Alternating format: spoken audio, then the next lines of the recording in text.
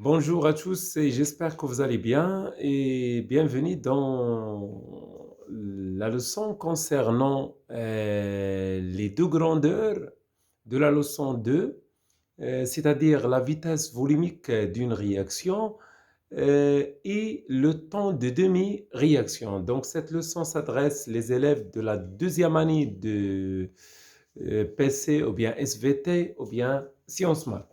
Donc, tout d'abord, on va commencer par la vitesse volumique d'une réaction, notée V minuscule. Donc, comment la définition de la vitesse volumique est la suivante. La vitesse volumique d'une réaction est donnée par cette expression. Donc, la vitesse volumique à l'instant T d'une réaction est égale à 1 sur Vs. Vs, c'est le volume de la solution, fois dx sur dt, c'est-à-dire la variation de l'avancement x par rapport au temps. Généralement, x en mol, le temps, ça dépend de la courbe. Donc, si la seconde, donc je mets ici seconde, minute, minute, etc. Donc, ça dépend à l'exercice.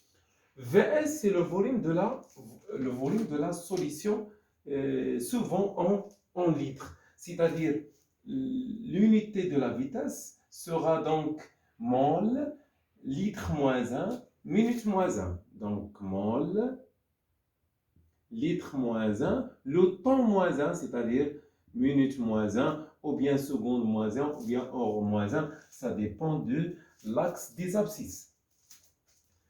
Ça, c'est la définition. Mais comment déterminer la vitesse volumique? Graphiquement, généralement, c'est graphiquement. Donc, la détermination de V, dx sur dt représente la pente, c'est-à-dire le coefficient directeur de la tangente à la courbe. Dx sur dt, donc, comment déterminer la tangente graphiquement? Donc, la tangente, c'est مرسوم عندكم في l'exercice. مرسوم. Donc, déterminer la vitesse à l'instant t. Donc, je trace la tangente à cet instant. Voilà la tangente de l'instant t. Donc, je dois choisir deux points de la tangente, deux points clairs, le point A et le point B. Le point A pour ordonner, c'est XA, l'abscisse TA, et de même pour B. Donc, c'est quoi dx sur dt? C'est xb moins xa divisé par tb moins ta. Donc, c'est l'ordonnée de B moins l'ordonnée de A, divisé par l'abscisse de B moins l'abscisse de A, donc représente dx. Et je divise par le volume de la solution. Donc, la vitesse volumique d'une réaction à un instant t est égal à 1 sur Vs. Vs, c'est le volume de la solution, le volume total, fois la pente, xb moins xa, tb moins ta. Généralement, la vitesse volumique d'une réaction diminue au cours du temps, jusqu'à s'annuler. Donc, c'est-à-dire que la réaction commence à une vitesse très grande, puis la vitesse diminue au cours du temps. Lorsque la réaction est terminée, donc la vitesse s'annule. Pourquoi? Car la concentration des réactifs diminue. Donc, comment varie la vitesse en fonction de t? La vitesse diminue en fonction de t. Pourquoi la vitesse diminue en fonction de t? Car la concentration des réactifs diminue, c'est-à-dire les chocs entre les réactifs diminuent. Maintenant, on va passer à la deuxième grandeur, c'est ce qu'on appelle le temps de demi-réaction. Donc, le temps de demi-réaction, noté T1 demi, T à l'indice 1 demi. Donc, la définition de T1 demi, c'est la durée au bout de laquelle l'avancement x est égal à la moitié de sa valeur finale ou maximale. C'est-à-dire quoi? C'est-à-dire à l'instant T1 demi, l'avancement x est égal à sa valeur finale divisée par 2. Donc, comment déterminer T1 demi? Toujours graphiquement. Donc, il n'y a pas une relation permis de déterminer T1 demi. Donc toujours on détermine T1 demi graphiquement comme suit. Donc ça c'est la valeur maximale. La valeur maximale correspond à T final. Donc voyez ici que la courbe que représente X en fonction de T, on a l'état initial, l'état intermédiaire et l'état final. L'état final, c'est-à-dire lorsque la réaction est terminée. Donc je prends la valeur maximale, je divise par 2 la projection sur la courbe.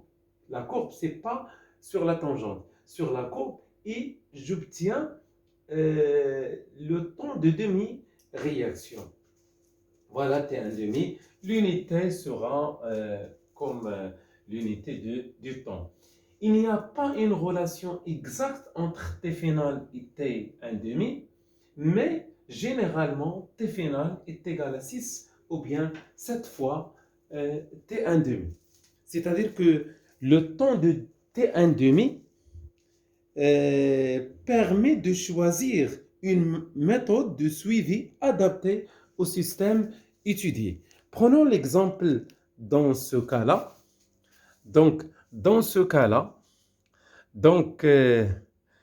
l'avancement maximal environ 2,8. Si je veux déterminer la valeur de T1 demi, donc je divise cette valeur sur 2, il y a 1,4. 1,4 par projection donne 5. C'est-à-dire T1 demi est égal à 5 minutes dans ce cas-là. Voilà. Donc, dans ce cas-là, T1 demi est égal à 5 minutes. Et le temps final lorsque la réaction s'arrête est égal à 30. Voilà T final. Donc, vous voyez que le T final, environ 7 fois ou bien 6 fois T1 demi. Donc, T1 demi donne des informations sur la durée finale. Donc, on utilise les tangentes pour déterminer la vitesse. Ça, c'est la tangente à l'instant 0. Ça, c'est la tangente à l'instant 15. Ça, c'est la tangente à l'instant 40.